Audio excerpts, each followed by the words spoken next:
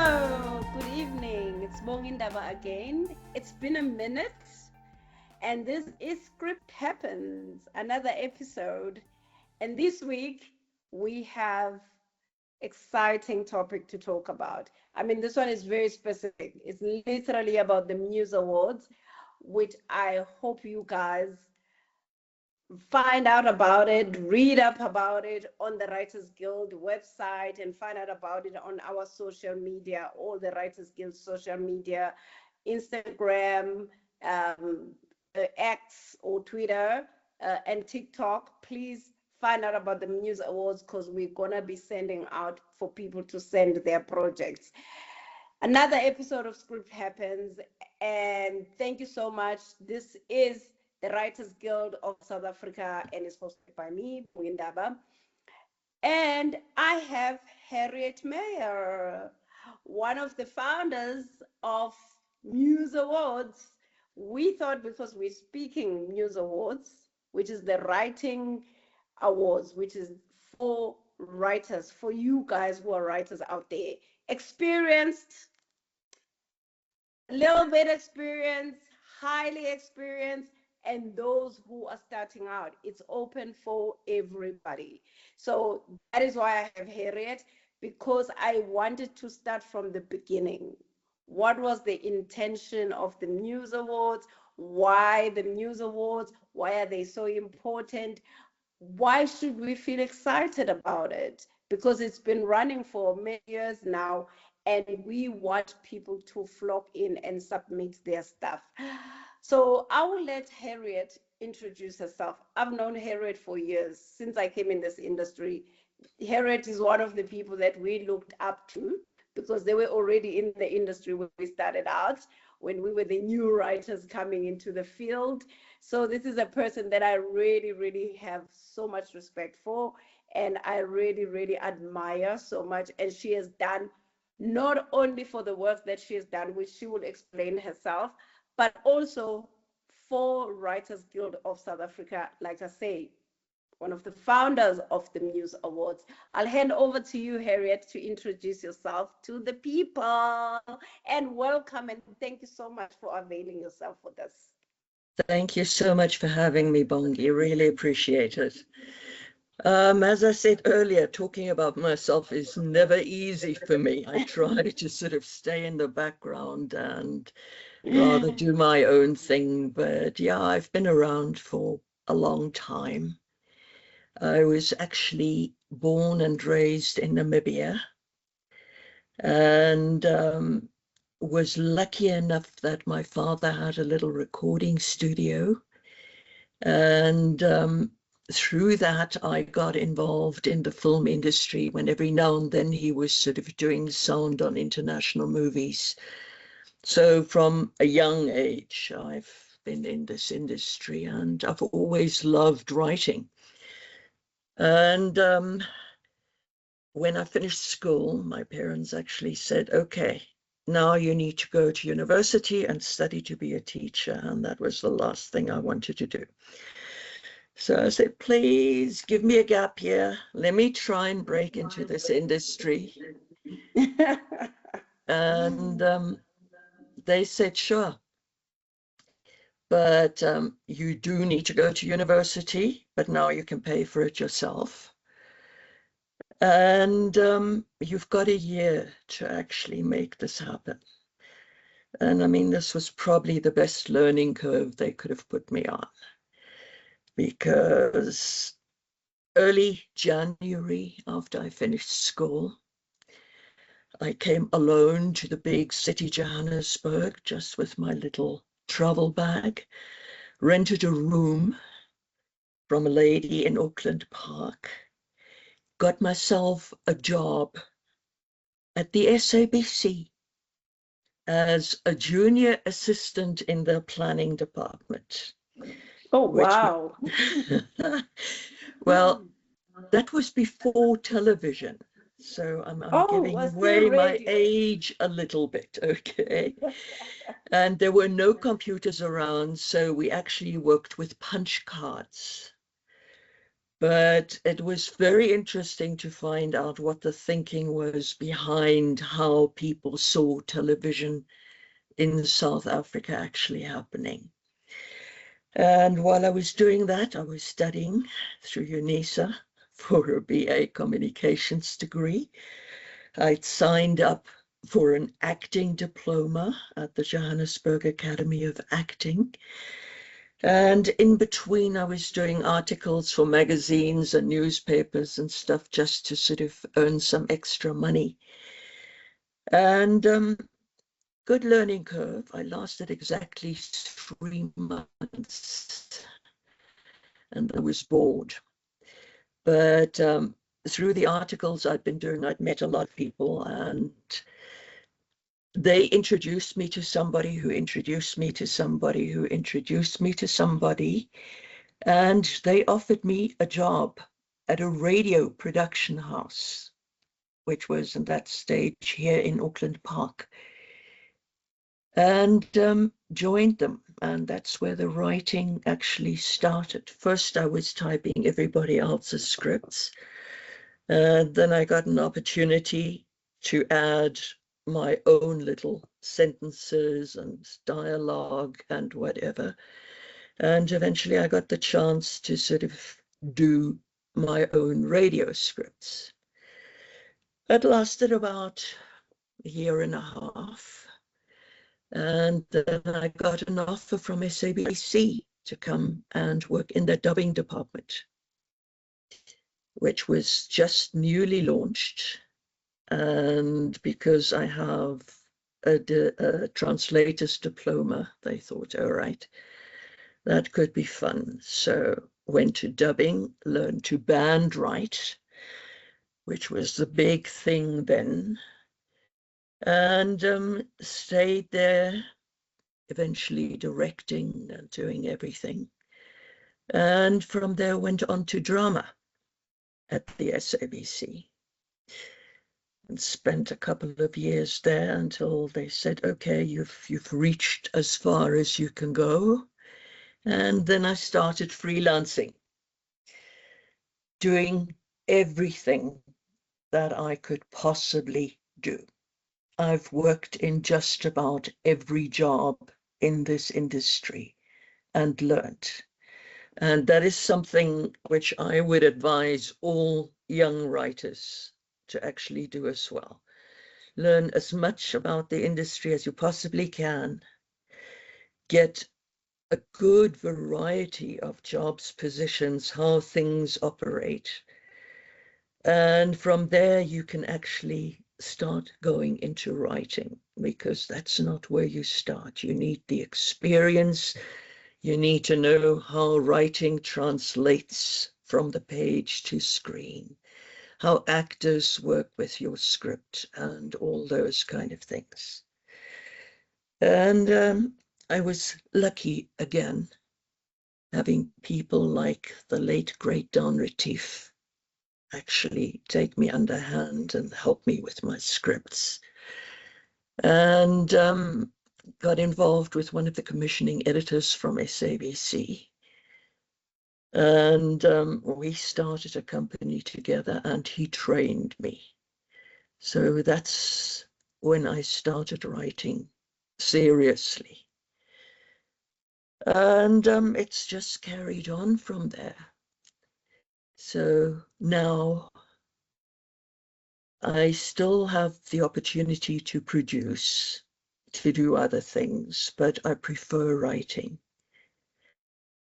So it's interesting. One of the people I actually met at the beginning of the Writers Guild of South Africa is another writer called Julie Hall. And Julie and I started a company together about 6 years ago called Wild Words Content and Creative. And we've been working for the last 6 years, editing, conceiving, creating film, television, everything. I'm one of the few people trained in audio description. I trained in America and in Canada. And one of 2 internationally qualified trainers in South Africa. And from there went into new media, learned about that. And we're now looking at what everybody else is also looking at, which is verticals. So here we are, long story. It's a wonderful long story, very inspiring. Really, it just also shows that we always pivot. You don't, like you say, you advise young people that don't get stuck on, like, I'm just a writer. Try everything because Mm. you don't know, it helps you. I remember at one point I was a continuity girl. I was very good at it.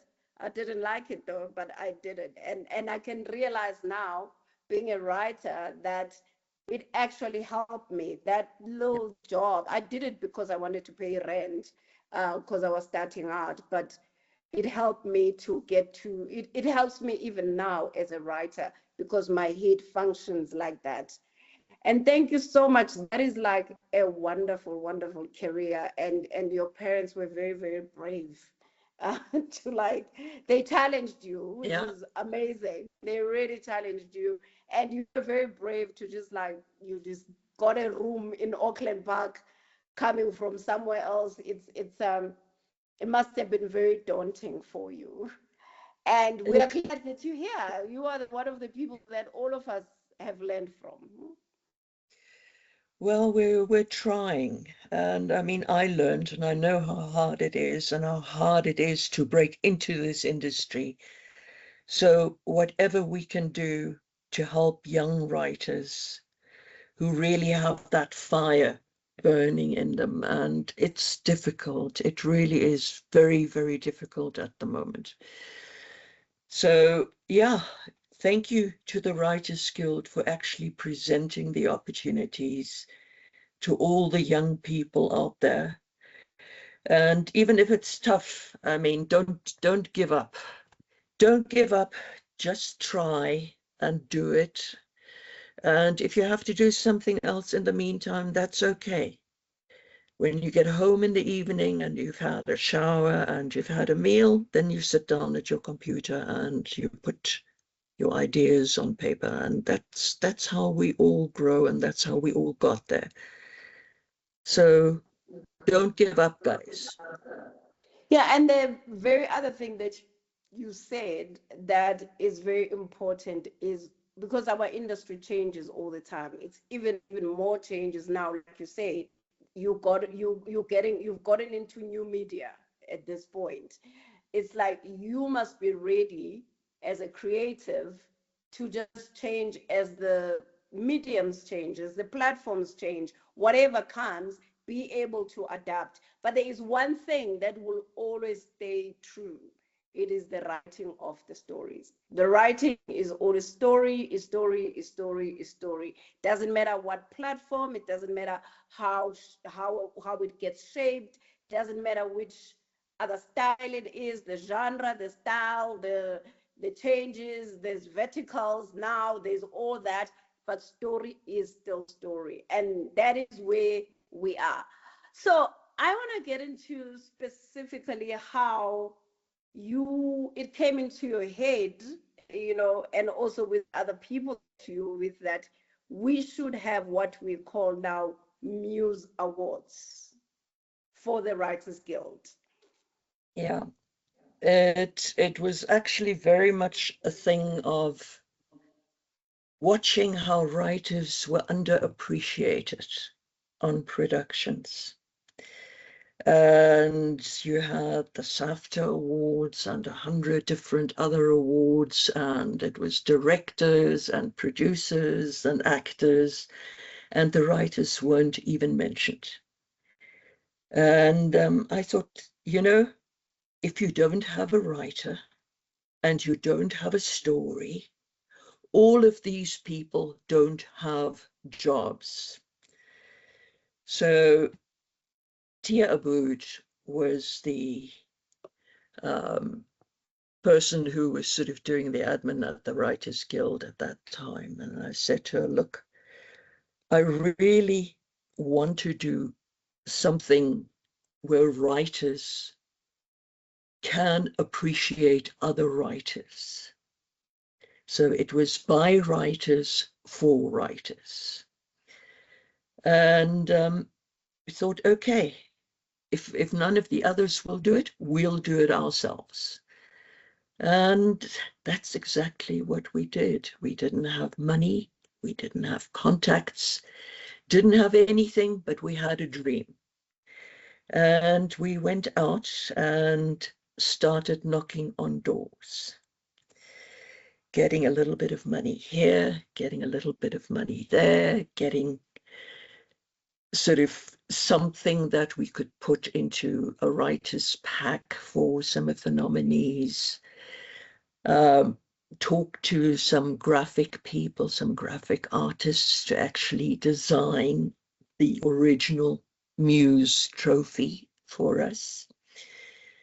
And went from studio to studio, from theatre to theatre, and eventually we found the Barnyard Theatre in Cresta in Johannesburg. And they said, okay, that sounds like a great thing. We'll give you, I can't remember whether it was a Friday or a Saturday evening, but it was over a weekend, so peak time. And they said, we'll do the bar, you pay for the food, and we will give you our theatre, and you will have your little show there, and after that, the regular show that was booked at the Barnyard Theatre was going to play and entertain all the people. So that's how it started happening. And I mean, it was a lot of people putting in a lot of work. But we got it together. And I mean, in that first Muse Award, we actually had people from the broadcasters doing the presentation of the Muse. Like, I still remember sort of standing in the wings backstage with Verona de Vaca, who was head of television at that stage, and we were both scared silly. And that was the start of a beautiful friendship, which is still going on now. So that is amazing. Yeah. That is so great. But I just, before I cut you, there's something that you said which I love hearing over and over, because I feel that writers and just people in the industry and the viewers that will watch the stuff that we do, or the audiences that watch the stuff that we write, to realize the importance of the writer. Because for me, that breaks my heart in South Africa. I just feel like writers is just people who are just put in a cupboard, just type, bring the script, and then bye-bye. And without that writer, because the writer gets a blank page, there's nothing in that page. Everybody after the writer, they could be the greatest director, the greatest producer, award-winning actress or actor or whatever, but they did not achieve that without a writer, because it starts there. And I think for me, this is the mindset that needs to change, especially in our country, because I see in other countries they respect their writers, they honor their writers. It's a big thing that you are a writer, especially those ones who've done great work. In South Africa, it's just like, oh, there's the writers. People talk about it when maybe they criticize a show or they criticize whatever, and they're like, oh, those writers are so terrible. But when things are going well, even the people that we work with, the production people, the producers, the directors, the whatever, there's that part where it's just, there's a disrespect of writers, of like, oh, you finished your thing, give it to me, now move away, you're done, you know. So I love what you said, that your thought was how important a writer is. No, the writers are incredibly important. And I mean, in America, for example, you've got the showrunners who go from the writer's room onto set and make sure that they are there if anything needs to be changed on their script. They have a say in what things are going to, how things are going to be done, what actors are going to do, etc. In South Africa, it's okay, we have a soapy, we will have 2, 3, 4 days workshop, and then you have exactly 2 days to write an episode. And that includes the storylining, the breakdowning, the actual writing, the editing, and then it goes onto set. The writer is not allowed there. Sometimes the actors think they know dialogue better than the writer, so they change things. A word here, a sentence there, as does the director on many an occasion, and they don't know that the writer has planted a seed for something which is coming up later, which has now been destroyed by changing what the writer has written. So these things are really, really, really important. And I think it's high time that we actually put our foot down and we say to the industry, look, it starts with us. We actually create the work. We know what we're doing. A lot of people sort of may need more training and they need the experience to actually do these kind of things, but it is still the writer, the idea, everything. And now that's gone further up to the pitch pack, which the producers actually need to sell that. And at the end of the day, they take all the rights, or the broadcasters take all the rights. The writers don't even get royalties.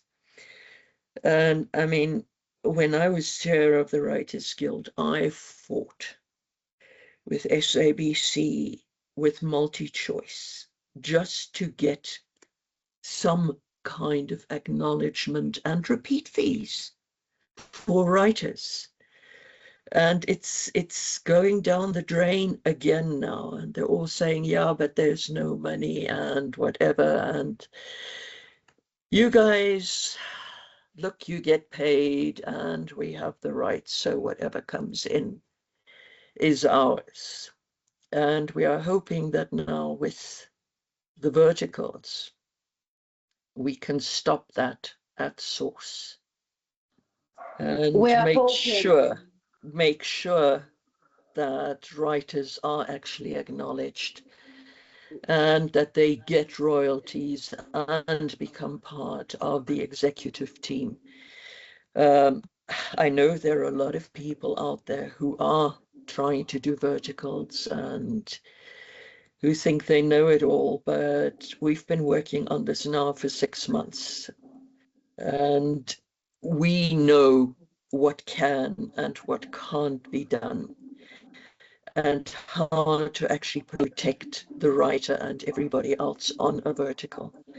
So Yeah. it's really great that the Writers Guild is there and is supporting us, and let's hope that we can change the industry and make it better and more important for writers to be recognized. Isn't it exhausting though that, I mean, we shouldn't be exhausted, as you said, that we must never give up, because you are talking about fighting for the rights for the writers to have ownership of their IP, to get royalties, whatever the deal is.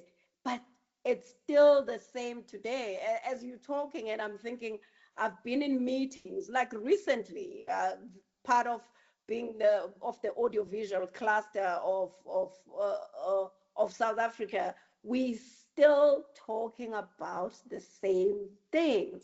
It's like, where is that knob to change people's minds to say, please see how important this is? We're still planning to talk to your Canal Pluses, we are arranging meetings, to the SABC, to the Netflixes, to everybody. But what makes me a bit sad is like, this has been going on for years. You know, we're doing it now, but it's stuff that you guys were doing even way back when. When is people gonna listen? Because it's like we're beating the same drum all the time. It's like, I don't understand how much, why is it that people are not hearing what is so important? It starts with the writer, and writers, because we are in the beginning, especially in South Africa, and you mentioned it, especially in other countries, there's showrunners who will move into production with whatever is been written. In South Africa, it really, there's a cut. You are writing, then bye-bye, go away. So even if that's the situation, but a writer is still important. A writer still needs to earn money, because that money that you've earned in that 1 month or 2 months of development, because also that's the other problem, we have very short window of development in this country, that you've done in the 1 month, 2 months, or if it's a telenovela or a soapy, it's longer, and that's where your word ends, and that is it. And after that, there's nothing else. And these things are going to be bought wherever they bought, and or have reruns or whatever. But still speaking the same thing about royalties, owning our IP. What is the thing that they don't want to hear about that? Well, the main thing is that as writers, we have never learned to stand together and to say, look, without us, you have nothing. Yeah. And until we actually do that, we are going to be used and abused.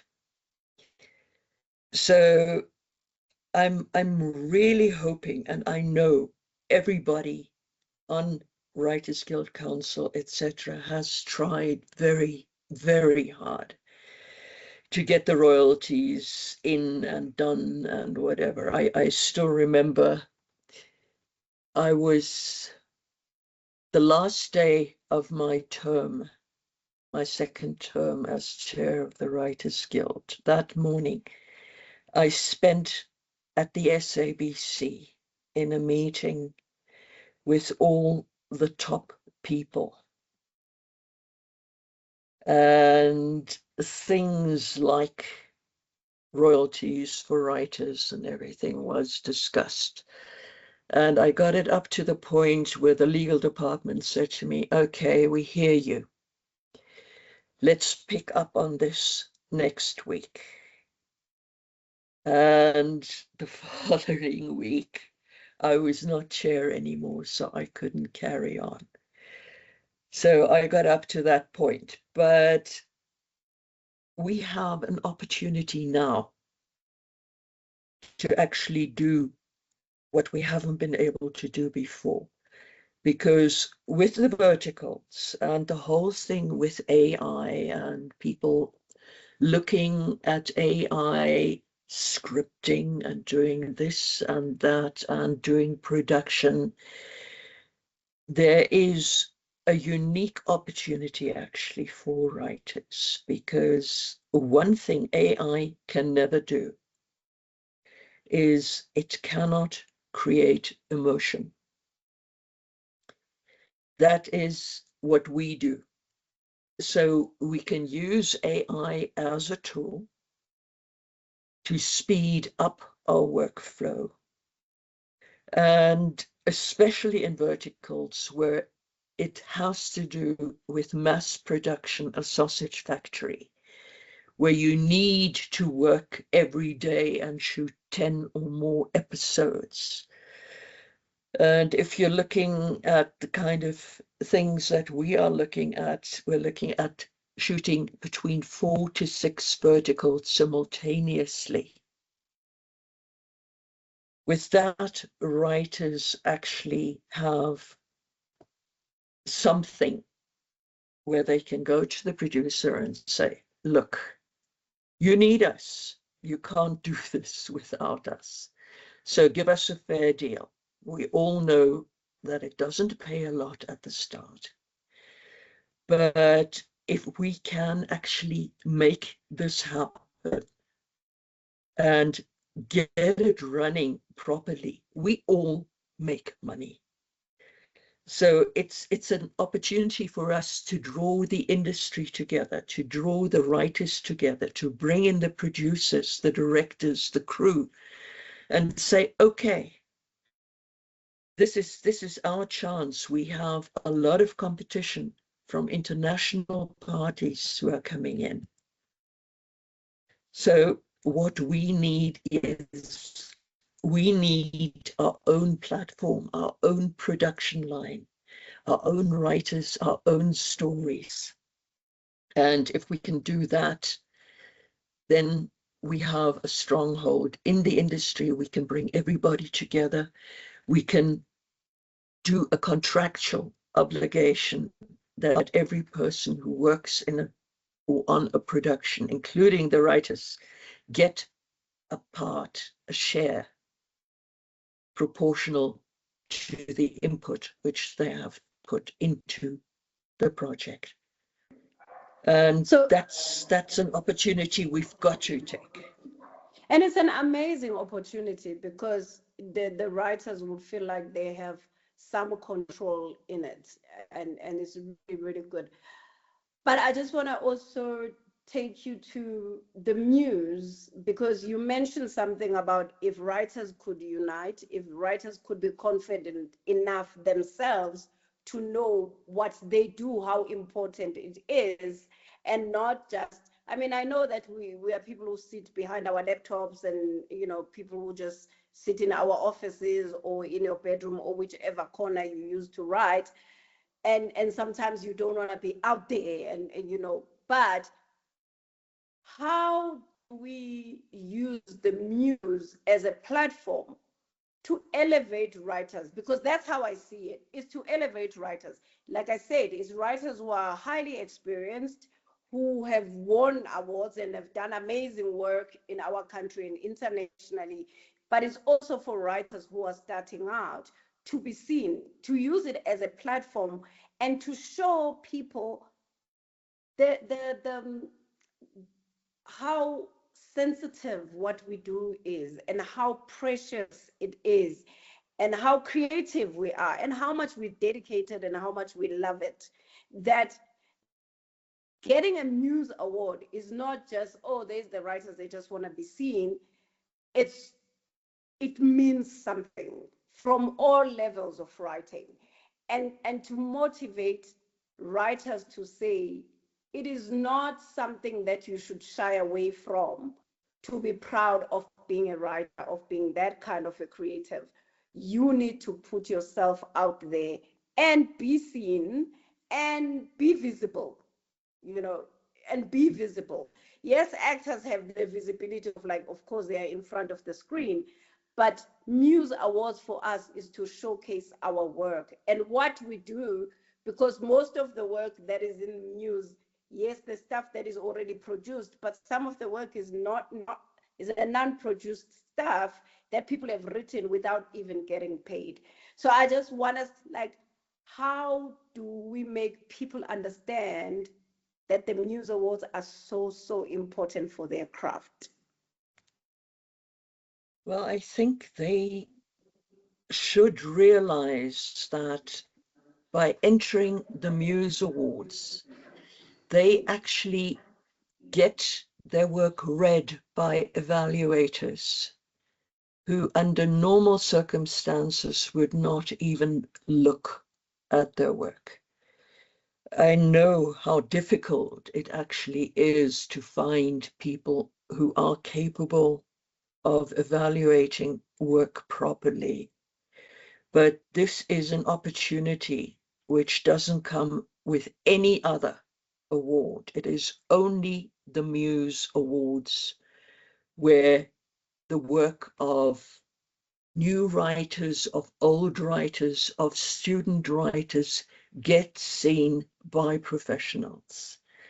So that is something which everybody needs to bear in mind, and that is why they actually should enter the Muse Awards with everything they've got. So you may not win an award on your first outing, but you learn something.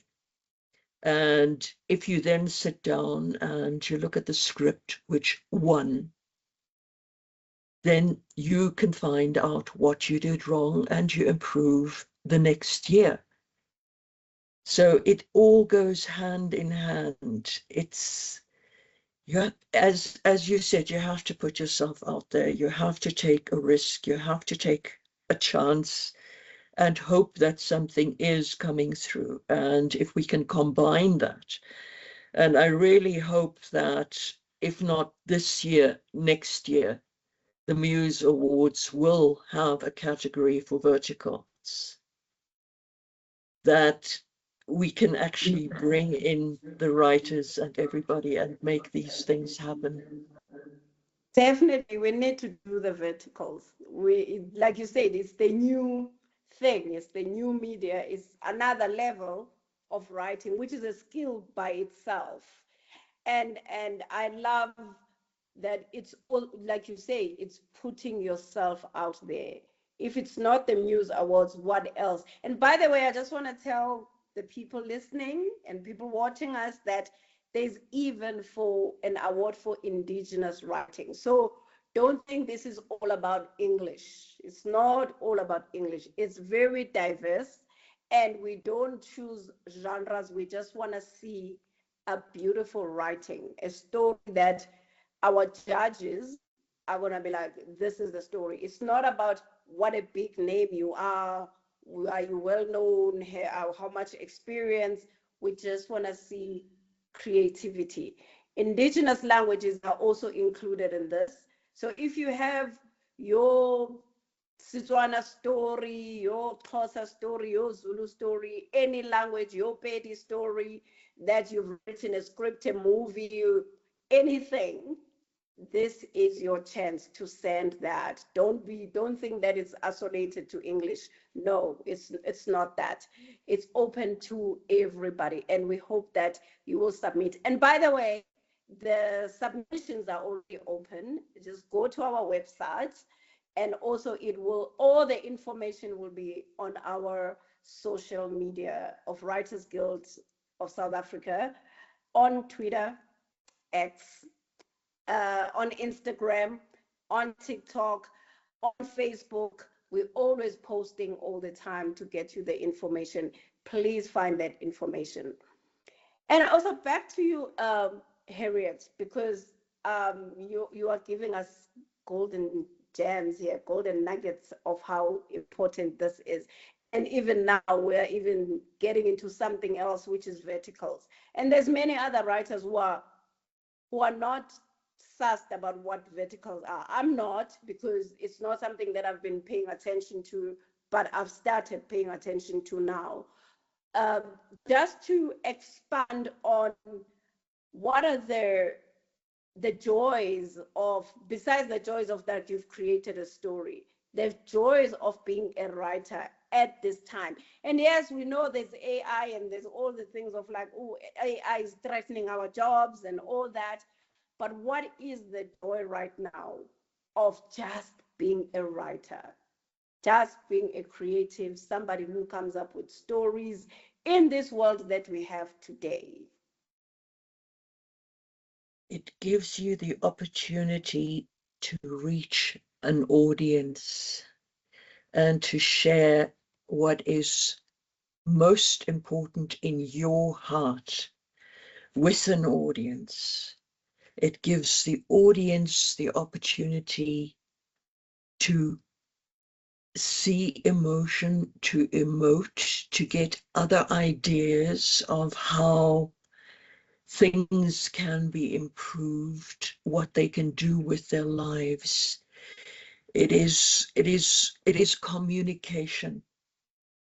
writing is communication, and communication is something which is integral to our species. We communicate all the time, be it in body language, in talking, in whatever, and writing is the sword. You can do anything that you want with a word, and with the technology that is available now, it boggles the mind what you can actually write about and what you can put out there. So that for me is incredible. I mean, I'm a science fiction and fantasy freak, so I love the fact that I can now create worlds which do not exist and actually put it out there and put a message into the writing, which will hopefully help bring the peace that all of us are looking for. So That is so for wonderfully me put. is very, very important. That is so wonderfully put. I like it when you say it's the sword, because it pierces through everywhere. Human beings will never have enough story because it touches the emotions. It's educational at some point. It's informative. It changes the minds, of people. It touches their hearts. It does everything that a human emotion needs, human beings need, with our heads, with our souls, with everything. It really is that sword that goes through it. And I'm emphasizing that because I want writers to see how important they are. And don't sit at home and be scared and be like, oh my God, I'm like Harriet said, even if you don't get an award, a Muse Award, your story, what you have created, somebody has read it. And you difficult to just ask people to read something that you've written, because people are busy. But with Muse Awards, there will be a group of people literally reading the stuff that you have written. And that's how important. Just as we get towards our end, I just want to talk about sponsors, because you said in the beginning that when your first Muse Award ceremony, there was even broadcasting people who were there, who were presenting awards. And it seems like, why are we struggling now to get the broadcasters to come on board and to help us? Because it's not like we don't ask, we do. Why are people trying to walk away from it, like, or ignore that there's the Muse Awards? Because it's the only award that is for just writers. Yes, we've got the SAFTAs, we've got the Royalty Soapy Awards, but those are for stuff that is already been done. Those involve a whole lot of other things. And then you'll have that one category that says best writing team or best written drama. You'll have just those. Muse Awards are all about writers. And I just want you to give us encouraging words and to talk to the people who have the money and the broadcasters, the channels, and I'm going to name them: Canal Plus, Netflix, SABC, ETV, everyone in the country, please, just to support this, because they are the first people who go out there when they have projects, who want writers. But then why are we not supporting writers with something that will encourage them and also find even new writers? Because through Muse Awards, we even find new writers that we didn't know. We don't travel all over the country, all the time, because we've got our jobs and our lives. But through Muse Awards, you find writers that would not have been discovered. So I just want you to say a few words to people who can bring sponsorship for us, but also, even if it's not money sponsorship, anything, even their presence, to be there to support the Muse Awards, because it's a very, very important platform. It's not about just getting that trophy. there's a lot that goes on behind the scenes for the Muse Awards to happen, but also the discovering of new talent. Private, smaller sponsors, they want television. They want their name in print. They want to make money out of it. So the way that the Muse Award is now building into a week-long kind of thing, I think is very important. This is when you can interest people. It is something which can be put out to the press to say, come and sit with us for a day. Come and listen to the pitches, listen to the workshops, just find out what this is all about, and getting their name in print and actually getting them to contribute. Again, coming back to verticals, brands are looking at stories. So it is important for writers to do their homework, find out if there are brands that can be involved in the storyline. It is not just somebody walks up to a fridge and takes out a Coca-Cola and has a sip. It's more than that. They actually want their brand, their name to be part of the story. So if that can be put in and if that can be involved or incorporated in the Muse Awards,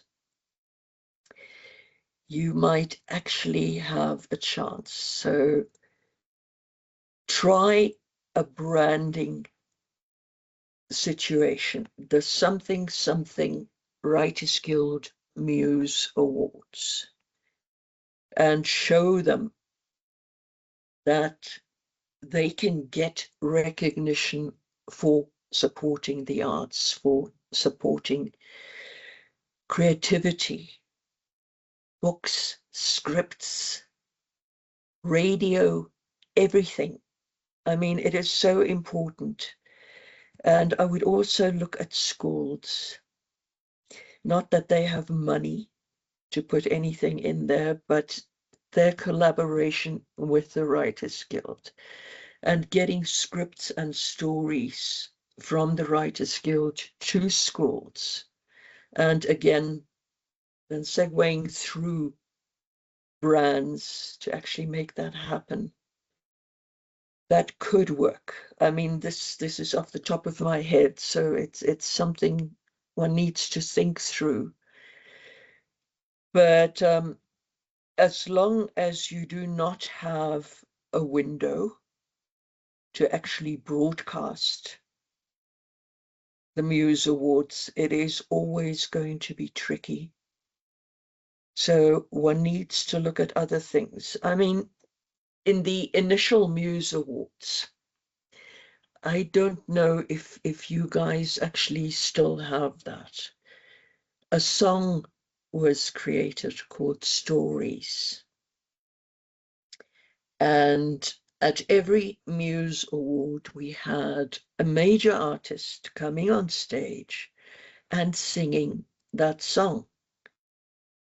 I mean, it was people like Lyra who sang it in, I can't remember which Muse Award it was, but you need something to get it out there. If you can sort of actually bring that song back to life, I'm sure it was recorded on one of the Muse Award recordings.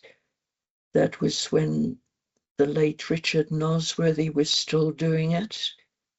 So I'm not sure. We will look it up for sure. Yeah. I think that's very, very important. And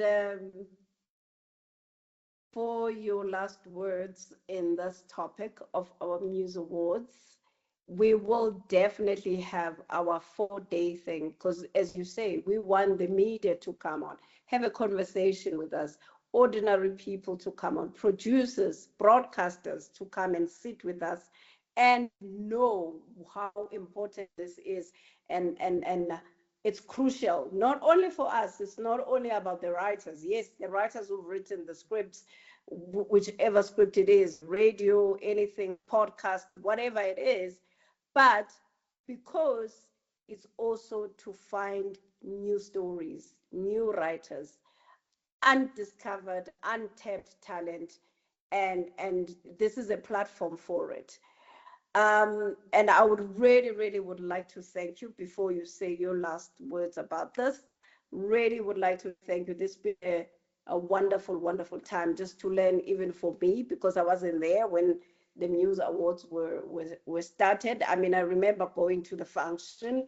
At that time, I was a new writer myself, but it's just to share the last words, the exciting stuff that could happen, that is gonna happen, because we've got so much plans for these Muse Awards for this year, and we've got so much hope that we're gonna make it greater and bigger, and also so visible, especially for our writers. I want to emphasize that for our writers, we need to be seen. And when I'm talking about being seen, it's not about fame and everything. We need to be seen, the work that we do, because it is so important. Remember what Harriet said in the beginning? It starts with us. There's no job after that if the script is not there. There's no director, there's no producer, there's no actor, there's no whatever, if the script is not there. So this is very important. As we wrap up, I'll leave it to Harriet to just say the wise words, anything you want to say about Muse Awards, and remind the people, please submit. Never know who's reading. I don't know who's going to be the judges. You never know who is judging. But trust you me, it's a few writers, and writers that know what they're doing, greatest writers of this country who become the judges. So you never know who reads your story. Yeah, that's exactly it. The Muse Awards are for writers, by writers. And it's the only platform in this country where inexperienced people can actually go out and get seen, have their scripts read, get seen. It's the only place. And the only other thing I can say is don't give up. Yep. Learn, do everything you can, network, get to meet people. And I mean, people say, yes, you need to write to be a writer. Okay, that's very easy to say. But you need to have that inner wanting to put a story out there, to share your experience, to share your vision with the people in the country and beyond. And South Africa has proven that we have amazing talent and that we can do it. So we have an opportunity now to actually come together, join hands, more experienced people share with the other people who are still learning, and let's make magic. We can. Let's make magic. Thank you so much, Harriet. I appreciate your time. I appreciate your wisdom. I appreciate the words that you've shared with us. I'm sure people are going to be excited with this episode. Thank you so much. People, submit. Writers, don't hide behind that laptop. Don't hide behind it. Give us the stuff that you have written. We want that. Submit and submit and submit. Muse Awards are waiting for you. And let's come and be a community and stand up for ourselves and be a community of writers. The world is waiting for us. It's waiting for South Africa. We've got the greatest stories. We want to see those stories and never ever give up. This is Script Happens. I'm going to say bye-bye now. Thank you so much for watching and for listening. Until next time, thank you so much, Harriet. I appreciate it. It's a pleasure. Thank you. Thank you.